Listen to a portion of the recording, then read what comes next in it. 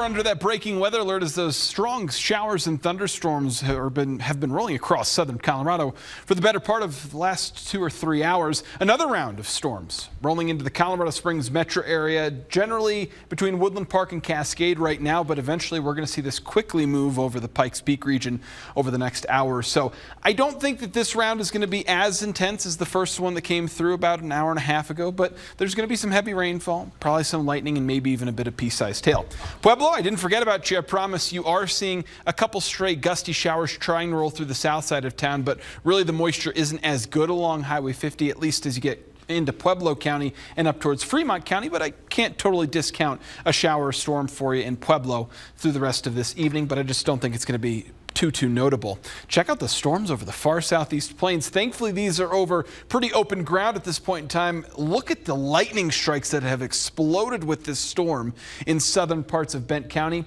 We also even have a flash flood warning in effect just south of Los Animas, in just to the south of the Highway 50 region right now in that part of Bent County. These storms, they're not terribly quick movers, especially over the far southeast plains this evening, so flooding is going to remain a risk. You can see how storms will continue to pop across the Pikes Peak region too through 8 or 9 o'clock before we start to turn things down into the overnight tonight. Temperatures will fall off into the 50s and 60s for most by early tomorrow morning, and then we are right back into that thunderstorm risk as we get into the early and mid-afternoon on Tuesday. This is how things look at 2 o'clock tomorrow. You can see some scattered and isolated storms mainly, but watch how coverage increases as we head closer towards the evening commute. In fact, we could potentially see some storms drop those temps, maybe 15 or 20 degrees in Colorado Springs just after dinner time tomorrow. So another day where we see several rounds of showers and storms looks pretty possible for tomorrow and tomorrow evening.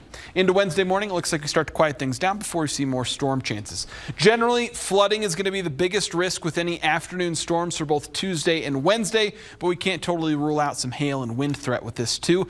Generally, we start to dry out towards the end of the week, and those temperatures are going to try and bump up as we go into the weekend. Notice how we're back into the upper 80s for Colorado Springs on Friday. Some 90s are going to try to pop back into place into Saturday and even into Sunday. I've got my eyes on maybe some storm risk Sunday and Monday of the tail end of next weekend, but those aren't looking too robust. In fact, it may just be the heat making a little bit of a return for early next week. That's our big weather story, but generally a pretty good start to August so far with rainfall for many of us. Hopefully we can continue that train going as we head into the end of the month, but it seems like for right now, as we go into mid-August, we certainly seem to be quieting things down across southern Colorado.